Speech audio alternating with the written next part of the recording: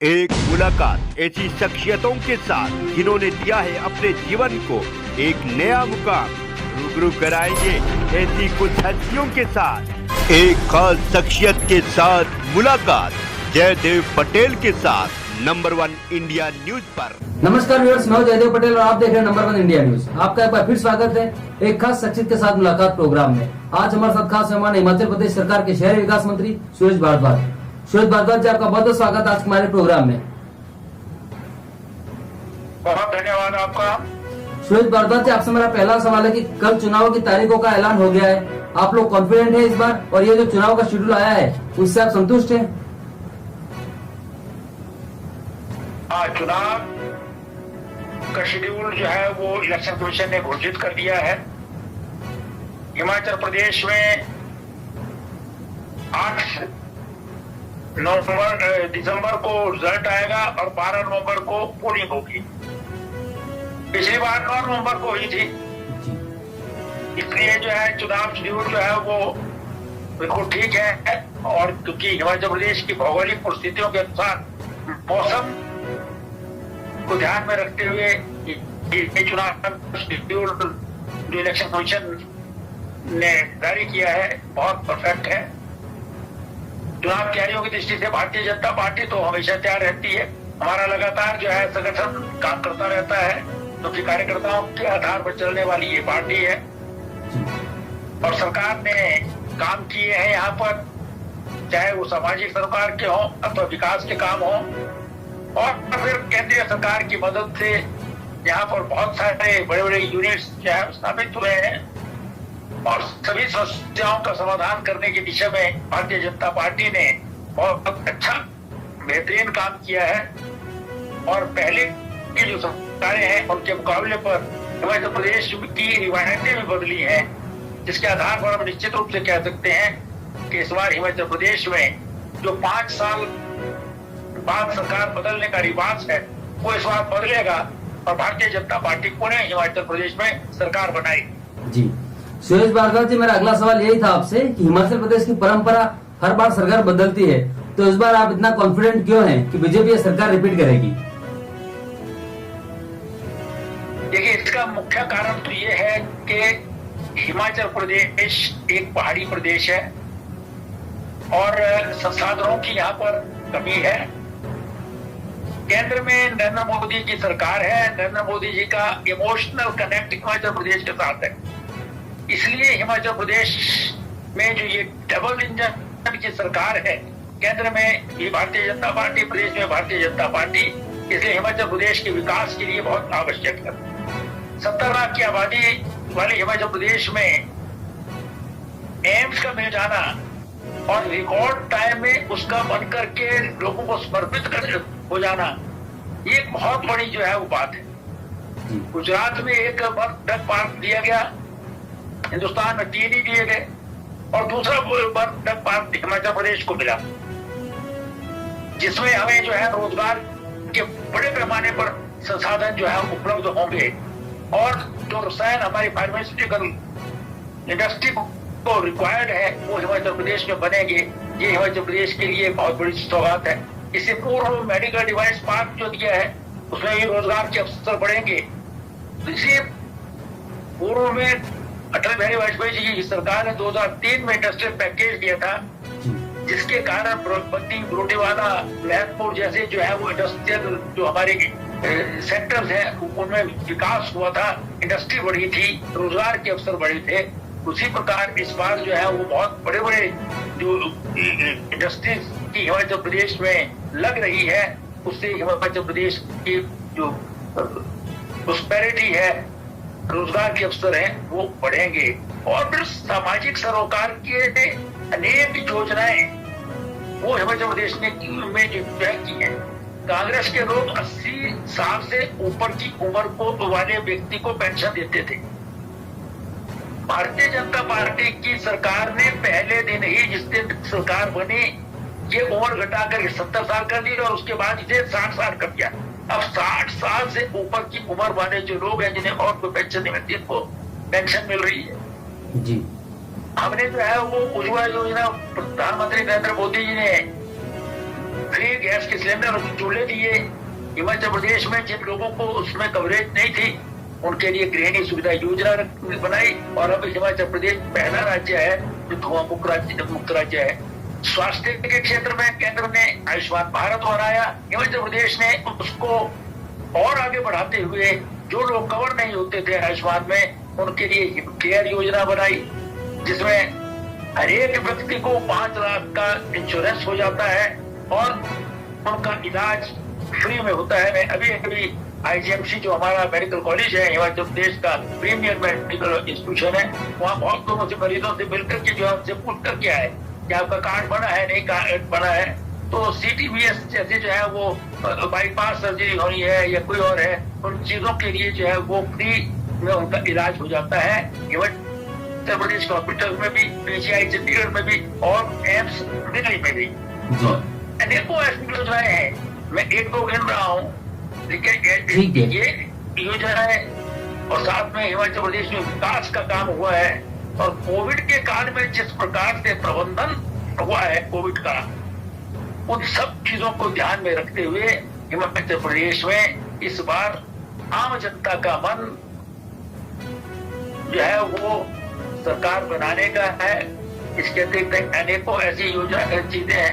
अभी एक हमारा हाटी समुदाय है, सिरमौर जिला की 5 विधानसभा क्षेत्र है, उनकी पिछले 55 वर्षों से एक मांग चली आ रही थी जनजातीय वर्ग में शामिल करना, क्योंकि उत्तराखंड में जो उनके साथी हैं जो उसे एकदम आमने सामने रहते हैं, लेकिन वो जनजाति में थे, हिमाचल में नहीं थे। उनको केंद्र सरकार ने जनजाति का दर्जा दे दिया। आज अमित शाह जी हिमाचल प्रदेश आए हुए थे और हाटी समुदाय ने उनका अभिनंदन किया। लाखों की संख्या में लोग जो है उनकी रैली में सम्मिलित हुए, जो अनप्रेसिडेंटेड है हिमाचल के लिए। तो इन सब कारणों से हम निश्चित रूप से कह सकते हैं कि हम इस बार सरकार बनाएंगे। और हमने बहुत सारी जो है नीतियां बदली है, तौर तरीके बदले हैं। पहले यहाँ पर जो है वो जब सरकार कांग्रेस की बनती थी हरी टोपियां दिखाई देती थी, और जब बीजेपी की बनती थी तो लाल टोपियां दिखाई देती थी। पहला निर्णय होता था कि दूसरी से जो इससे पूर्व की सरकार है उसके खिलाफ कोई विजिलेंस इंक्वायरी करो, बदले बदली की भावना होती थी। लेकिन वर्तमान सरकार ने वो सारी रिवायतें खत्म करके, सब भेदभाव खत्म करके, ऊपरला हिमाचल, निचला हिमाचल, हरी टोपी, लाल टोपी, इन सब को समाप्त करके जो है वो एक समान विकास पूरे प्रदेश में किया है, जिसका नतीजा ये होगा कि हम सरकार रिपीट करेंगे। जी सुरेश भारद्वाज जी, इस बार के हिमाचल प्रदेश चुनाव में अरविंद केजरीवाल की आम आदमी पार्टी कोई फैक्टर है या फिर नहीं है, या ये कहें कि सीधी टक्कर आप कांग्रेस बीजेपी की मान रहे हैं? देखिए, अरविंद केजरीवाल जी ने प्रारंभ किया था, लेकिन सत्येंद्र जैन जो यहाँ के प्रभारी बनाए गए थे वो सलाखों के पीछे चले गए। फिर मनीष सिसोदिया जी यहाँ पर जो है कुछ गारंटियां देने के लिए आए, लेकिन वो भी अब जो है गायब हो गए। अब कोई नया जो है उन्होंने पंजाब से किसी को प्रभारी बनाया है, लेकिन कोई उनका ऑर्गेनाइजेशनल स्ट्रक्चर, कोई फील्ड में काम कोई ऐसा दिखाई नहीं देता है। अभी तक कोई ऐसा लगता नहीं है कि वो कहीं जो है वो रण में है। यहाँ पर एक निश्चित वोट बैंक तो भारतीय जनता पार्टी का है, उसी प्रकार से कांग्रेस का भी था।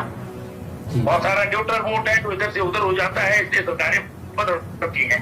लेकिन इस बार अधिकांश लोग भारतीय जनता पार्टी के डबल इंजन सरकार के काम से जो है प्रसन्न है। दूसरे हिमाचल प्रदेश के विकास के लिए सबको मालूम है कि केंद्र के ऊपर निर्भर रहना पड़ता है, इसलिए केंद्र में जिसकी सरकार है उसके साथ चलना है हमको। तो इसलिए भारतीय जनता पार्टी कांग्रेस के साथ ही मुकाबला है। अभी तक अरविंद केजरीवाल कहीं नजर नहीं आए। जी सुरेश भारद्वाज जी, पुरानी पेंशन योजना को बड़ा मुद्दा बना रही है प्रियंका गांधी और उनकी पार्टी, इस पर क्या कहेंगे आप? वो कह रहे हैं कि हम आएंगे तो पुरानी पेंशन योजना को हम बहाल कर देंगे। पुरानी पेंशन स्कीम को जब बंद किया गया तब कांग्रेस के नेता स्वर्गीय वीरभद्र सिंह हिमाचल प्रदेश के मुख्यमंत्री थे। वर्तमान विपक्ष के नेता मुकेश अग्निहोत्री उनके मंत्रिमंडल के सदस्य थे। जी। उन्होंने तो ये लागू की, 2008 तक रहे वो, फिर वो चुनाव हार गए, मतलब उनकी पार्टी नहीं रही सत्ता में। उसके बाद 2012 में पुणे वो सत्ता में आए, 17 तक रहे। 17 तक भी उन्होंने जो है ओल्ड पेंशन स्कीम लागू नहीं की। अब उनके प्रभारी भूपेश बघेल जी हैं, जो छत्तीसगढ़ के मुख्यमंत्री हैं, वो अपने मुख्यमंत्री रहते हुए छत्तीसगढ़ में ओल्ड पेंशन स्कीम जो है लागू नहीं कर पा रहे हैं। अशोक गहलोत जी कांग्रेस के अध्यक्ष बनने वाले थे, वो राजस्थान के मुख्यमंत्री हैं, वो राजस्थान में जो है वो ओपीएस लागू नहीं कर रहे। झारखंड में हेमंत सोरेन है, कांग्रेस उनकी पार्टनर है, वहां वो ओपीएस नहीं दे रहे। तो हिमाचल प्रदेश में वो जरा जनता को समझाएं कि कैसे वो देंगे। हिमाचल प्रदेश के कर्मचारियों को भी मालूम है कि ओपीएस सिर्फ नारेबाजी से या घोषणा करने से नहीं मिलेगी। ओपीएस तो तभी मिलेगी जब सारे देश भर में जो एकरूपता होगी, केंद्र की सरकार का समर्थन होगा, तभी जो है ओपीएस हो सकती है। और ये भी मालूम है उन कर्मचारियों को कि ये केवल भारतीय जनता पार्टी ही कर सकती है। जी, हमारे मुख्यमंत्री जी ने कहा है कि हम इस बात को जो केंद्र तक ले जाएंगे। तो हमारे ये भूपेश बघेल जी भी कह रहे हैं कि आप संघर्ष करेंगे केंद्र के खिलाफ। संघर्ष करने से मिलना है कि जिसकी बनेगी वो दिलाएगा। जी, सुरेश भारद्वाज जी, आपसे मेरा क्लोजिंग क्वेश्चन है, जिसने देनी है कि प्रियंका गांधी को 10 गारंटी में से एक गारंटी ये भी है कि महिलाओं को हर महीने 1500 रुपए देंगे और हर परिवार को 300 यूनिट फ्री बिजली देंगे। हिमाचल प्रदेश की अर्थव्यवस्था अपने संसाधनों की कमी के कारण कर्ज पर जो है वो काम चलता है। जी, लगभग 65,000 करोड़ रुपए का कर्ज हिमाचल प्रदेश की सरकार पर है। हर महीने उसका ब्याज और मूलधन चुकाना पड़ता है, जिसमें से 48,000 करोड़ का ऋण कांग्रेस की सरकारें छोड़ गई थी। जी, वीरभद्र सिंह जी जब मुख्यमंत्री पद से हटे तो हिमाचल प्रदेश की जयराम सरकार को 48,000 करोड़ का कर्ज भी दे गई। तो उसमें ये जनता को समझाए ना, ये 1500 करोड़ कहां से देंगे। भारतीय जनता पार्टी ने तो जो कहा वो कर दिया, वो इम्प्लीमेंट कर दिया। हमने हिमाचल प्रदेश की महिलाओं को कहा कि हम आपको सरकारी बसों में 50% जो है वो छूट देंगे किराए में, जो देनी प्रारंभ हो गई है उनको। मुझे अगर 100 रुपया देना पड़ता है तो मेरी पत्नी का 50 रुपया ही किराया लगता है। बिजली का बिल जो है वो 125 यूनिट तक हम सारे संसाधनों को ध्यान में रखते हुए मुख्यमंत्री ने घोषणा की, हम 125 यूनिट बिजली, जो अधिकांश हिमाचल प्रदेश के लोग जो है वो इतनी ही बिजली जलाते हैं। सर्दियों में जो है वो हीटर की आवश्यकता पड़ती है अधिकांश स्थानों पर, बाकी जो है वो अपने जो है बिजली लाइट के लिए बिजली चलती है, तो वो बिजली फ्री दे रहे हैं। हम तो दे रहे हैं, ये तो भी घोषणा कर रहे हैं। और ये भी बता दें कि 1500 रुपया पर मंथ के हिसाब से कितना पैसा टोटल बनता है हिमाचल प्रदेश में। 55 लाख तो आबादी, 70 लाख आबादी है, उसका 35 लाख जो है वो महिलाएं बनती है। 35 लाख महिलाओं को आप जो है वो टोटल 1500 के पर मंथ के हिसाब से जो है टोटल पैसा कर दें। और वो पैसा कहाँ है आपके पास, किसके बच्चे में है, क्या वो आप लोगों का जो स्विस बैंकों में जमा है वहां से ला करके आप देंगे, ये बता दें ना प्रियंका गांधी जी। सुरेश भारद्वाज, आपने नंबर 9 के समय निकाला, उसके लिए आपका बहुत बहुत धन्यवाद।